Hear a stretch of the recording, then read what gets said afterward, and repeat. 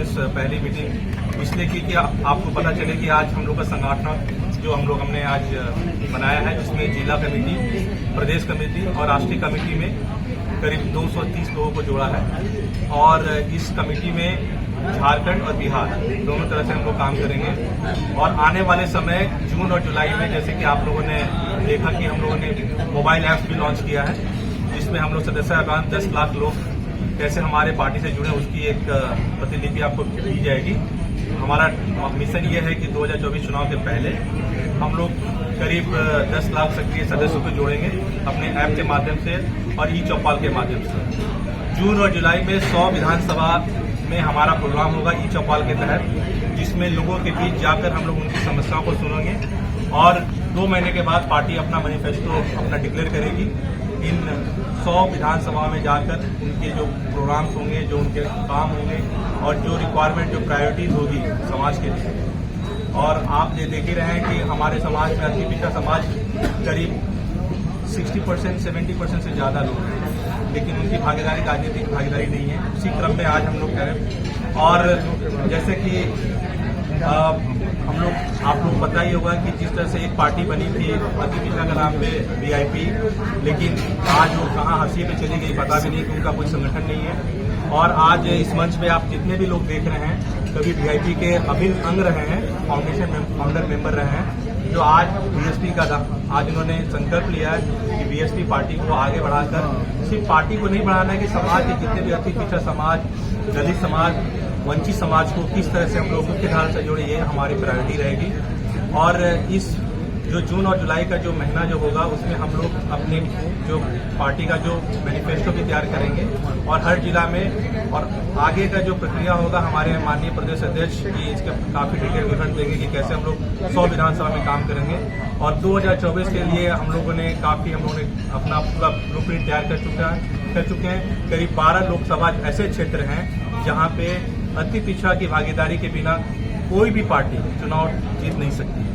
तो इसलिए जब अति पिछड़ा की भागीदारी के बिना अगर आप सीट नहीं जीत सकते हैं तो उनको मुख्य धारा से जोड़ने की जरूरत है। इसीलिए हमारा ये मांग रहेगा कि वोट हमारा, राज तुम्हारा नहीं चलेगा। और इसी क्रम में इस पार्टी का निर्माण इसलिए हुआ है कि हम लोग के समाज का वोट आज तक लोग लेते आ रहे हैं, लेकिन समाज की नीतियों, चाहे मछुआरा का जो ब्लू रेवल्यूशन है, चाहे आप अल्पसंख्यक, चाहे दलित समाज के लिए देखिए, कोई ठोस कार्यक्रम नहीं हुआ है। सुशासन की सरकार ने बिहार में 15 साल और जंगल राज 14 साल जो आप आज एक दूसरे के साथ बने हुए हैं, न तो कभी उन्होंने अति पिछड़ा, दलित और महादलित या अल्पसंख्यकों के लिए कुछ हित का काम किया। सिर्फ वोटों के बैग के रूप में काम किया कि चलिए हमारा वोट है, लेकिन अब वो नहीं रहेगा। जनता और हमारा समाज जग गया है और जिस विकल्प की उनको जरूरत थी वो विकल्प के रूप में बीएसपी अब सामने आ रही है।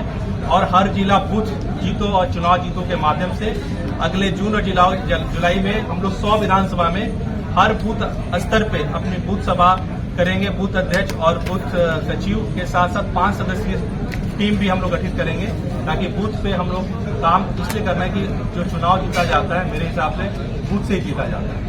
और इसी क्रम में हम लोगों ने अभी अपना मोबाइल लॉन्च भी किया, मोबाइल ऐप, जिसके तहत 10 लाख लोग मेंबरशिप कैसे जुड़ सकते हैं। और मेंबरशिप ही नहीं, अगर कोई आम नागरिक जिसको कोई समस्या है हमारे ऐप से जुड़ के अपनी प्रॉब्लम को हमारे तक पहुंचा सकता है। और उस प्रॉब्लम को हम अपने डिफरेंट माध्यम से जिला स्तर, प्रदेश स्तर और राष्ट्रीय स्तर पर पहुंचाने का काम करेंगे। ये मोबाइल ऐप आर्टिफिशियल इंटेलिजेंस और मशीन लर्निंग से इनेबल्ड है और इसमें ये पूरी 50 लोगों की टीम इस पे काम कर रही है। और इसमें हर महीने आप लोगों को ये पता चल जाएगा कि पूरे बिहार में कितने लोगों की क्या क्या समस्या है, क्या क्या बेसिक समस्याएं हैं, ताकि सुशासन की जो सरकार जो मुखौटा पहन के घूम रहे हैं सब कोई, पता तो चले कि बिहार में कितना सुशासन है।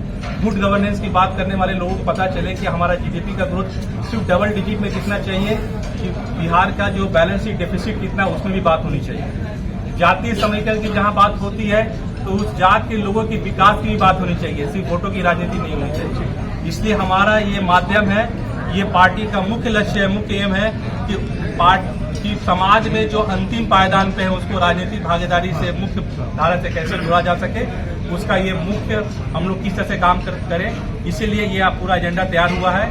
और प्रदेश स्तर पे और राष्ट्रीय स्तर पे हमारी टीम काफी अच्छी है, काफी प्रबुद्ध लोग हैं, जिसमें retired IAS, retired doctors, AIIMS के डॉक्टर्स, एडवोकेट और ये पढ़े लिखों की सरकार कभी बनेगी, जरूर बनेगी, मेरे मुंह से निकल गया, लेकिन सरकार जरूर हमारी बनेगी।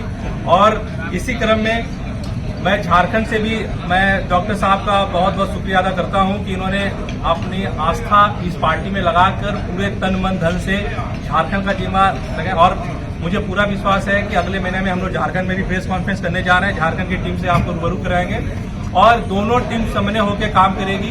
प्रदेश टीम और मुझे हमारे प्रदेश अध्यक्ष बिहार गौतम बिंद जी से भी पूरा विश्वास है कि इस पार्टी में उनके आने से मजबूती बहुत मिलेगा और पूरे 100 विधानसभा का लक्ष्य जो जून और जुलाई का हम लोगों ने किया उसको हम फॉलो करेंगे। उसके बाद हर पल की रिपोर्ट आप हमारे वेबसाइट www.bspbharat.com पे आपको मिल जाएगा। और जो भी कोई समस्याएं हैं हमारे ऐप के माध्यम से, चाहे आप लोग मीडिया कर्मी भी हैं, तो हमारा ऐप ऐसा इनेबल्ड है कि आप अपने प्रॉब्लम को भी सरकार तक पहुंचा सकते हैं। क्योंकि अभी आप लोगों का कुछ हुआ था जिसमें सरकार की अनवाई हुई, तो हम लोग आपके साथ हैं, आप हमारे साथ रहिए। और ये पूरी जो पार्टी है युवा सोच की है, लेकिन एक्सपीरियंस की कोई कमी नहीं है। हमारे पैनल में रिटायर्ड IAS ऑफिसर्स भी हैं जो चीफ सेक्रेटरी लेवल पे भी हैं। और मैं डॉक्टर परवेज नैयर जो अल्पसंख्यक समाज से आते हैं, इन्होंने कोरोना के समय में काफी महत्वपूर्ण काम किया और बहुत अवार्ड से भी नवाजे गए हैं। और कभी किसी लीडिंग पार्टी कांग्रेस के काफी दिग्गज नेता माने जाते थे, लेकिन आज बीएसपी में आके हमारे पार्टी को काफी मजबूती मिला है। और मुझे पूरा विश्वास है कि इनके आने से झारखंड में भी हमारी पार्टी मजबूत होगी। और हमें पूरा विश्वास है कि लोकसभा में भी हम लोग झारखंड में 5 या 6 लोकसभा चुनाव लड़ेंगे और काफी मजबूती से लड़ेंगे। क्योंकि हमारा जो समीकरण है, जो अति पिछड़ा, मलाह, दीन दुनिया और दलित और अल्पसंख्यक अगर मिल जाए तो वो दिन दूर नहीं कि बिहार और झारखंड दोनों में सरकार मिले। क्यों? क्योंकि आप अगर समीकरण देखें तो यही जो समाज है, ये जो जातीय समीकरण है, इससे ही सरकार बनना और बिगड़ना तय होता है। और अभी तक जितने भी सरकार आई हैं, उन्होंने सिर्फ और सिर्फ रोटियां सेका है, ना तो उनके ऊपर कोई काम किया है। चाहे मछुआरा समाज हो, चाहे दलित समाज हो, चाहे अति पिछड़ा समाज हो, सबने सबका शोषण किया है। लेकिन अब समाज को जिस विकल्प की जरूरत थी वो विकल्प आपके समय आ गया है। और जैसे अभी एक वर्ड में बोलूंगा कि ऊपर अल्लाह नीचे मल्लाह जैसे बोला जाता है, तो वो समीकरण अब हमारे पास आ गया है। और मैं फिर एक बात करूंगा कि अगर आप राम राज्य की कल्पना कर रहे हैं तो निषाद राज को छोड़े बिना आप इसकी कल्पना क्या सोच भी नहीं सकते हैं। तो मैं पूरे बिहार के उन नेताओं से मेरा ये क्वेश्चन होगा कि आप निषाद राज और अति पिछड़ा समाज को छोड़े बिना राम राज्य की कल्पना संभव ही नहीं है। क्योंकि जिस भगवान राम को हमने पारा था, आज उनकी जवाब दिए कि आज हमें अपना अधिकार दें, और अगर अधिकार नहीं देंगे तो अब आप अधिकारी भी नहीं बनेंगे। तो ये समाज जग गया है कि अगर अधिकार रखना है तो हमें अधिकारी बनाना होगा। अगर आप अधिकारी नहीं बने तो आपकी जगह अंतिम पायदान पे है, क्योंकि वोट हमारा, राज तुम्हारा। अब चलेगा। बहुत बहुत धन्यवाद। तो सवाल ये है कि क्या वीआईपी में आपकी महत्वाकांक्षाएं पूरी नहीं हुई है जो आप बगावत कर? देखिए, वीआईपी एक पार्टी नहीं थी, वो एक वीआईपी एक पार्टी नहीं थी। वीआईपी एक व्यक्ति था जिसने आया, जो डमरू बजा के आया, अपना व्यापार किया और व्यापार करके निकल गया। अगर आप उनके सोच के बारे में, विजन के बारे में आप पूछें तो मुझे नहीं लगता कि उनके पास कोई विजन था समाज के लिए। आज हम लोग ब्लू रिवोल्यूशन की बात कर रहे हैं, मछुआरे के लिए क्या नीति होनी चाहिए बिहार समाज की, उसकी बात कर रहे हैं। उनके पास कोई नीति नहीं। उनके पास क्या नीति थी? आज जातीय जनगणना जो बिहार सरकार करा रही थी, तो वो सन ऑफ मल्लाह तो थे ही नहीं, वो तो सन ऑफ बनपढ़ थे। जिन्होंने जातीय जनगणना का समर्थन किया, उनका कोड तो दूसरा था। तो मैं आपके माध्यम से कहना चाहूंगा कि वो सन ऑफ बनपढ़ लिखना कब शुरू करेंगे? सन ऑफ मल्लाह तो 150 का कोड है, वो उनका कोड नहीं है। तो जो आदमी को ये पता नहीं है कि समाज इसके लिए क्या चाहता है, आप आरक्षण की बात करेंगे, लेकिन आरक्षण का मुद्दा एक दिन भी आप संसद में नहीं उठाएंगे। तो हमारी पार्टी वीआईपी से कोई कंपैरिजन है ही नहीं। हम उनको कोई उतना हम लोग महत्व देते भी नहीं, क्योंकि समाज को कटे हुए हैं। उनका जमीनी स्तर हट चुका है और वो 4-5 लोग लेके घूमते हैं। उनकी वाइफ, मैं व्यक्तिगत टिप्पणी नहीं दूंगा। अगर आप पार्टी का मैनिफेस्टो अगर देखेंगे तो राष्ट्रीय अध्यक्ष वो हैं, उनके भाई हैं, उनकी वाइफ राष्ट्रीय महिला अध्यक्ष हैं, उनके साले साहब राष्ट्रीय युवा अध्यक्ष हैं। तो ये तो प्राइवेट लिमिटेड कंपनी है। ये सामाजिक पार्टी कहाँ है? आप लोग भी इसको समझेंगे। तो हमारा कंपेरिजन हमारा उनसे नहीं है, हमारा कंपेरिजन ये है राम राज्य से है भाई। अगर राम राज्य चाहते हैं तो निषाद राज को लाना पड़ेगा, नहीं तो आप अंतिम पायदान पे हैं। आपका समीकरण जो है, देखिए हम लोग उस वंशज से हैं तो मानेंगे ही मानेंगे। देखिए निषाद राज का जीत पाना संभव नहीं है।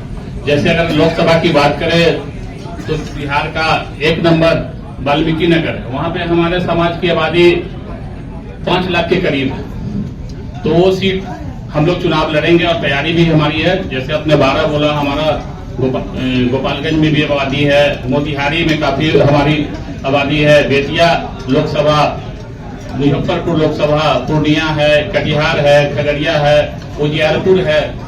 माने महत्वपूर्ण जो लोकसभाएं बिहार में हैं वो बिना निषाद के संभव नहीं। निषाद अति पिछड़ा अगर एक हो जाए, और हमारे डॉक्टर साहब झारखंड से जुड़े हैं, झारखंड में अभी हम लोग काफी दौरा किए। झारखंड में गिरिडीह लोकसभा, धनबाद लोकसभा, 2 लोकसभाएं ऐसी हैं जहां हमारे समाज की संख्या काफी है।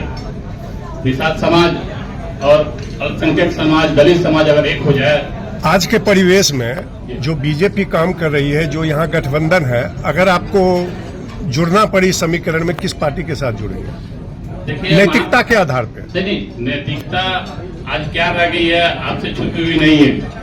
नैतिकता की अगर बात करें तो बेमानी होगा नैतिकता, लेकिन मेरे लिए समाज सर्वोपरि है। मेरे समाज की भागीदारी, हिस्सेदारी जहां होगी हम लोग वहां जाएंगे।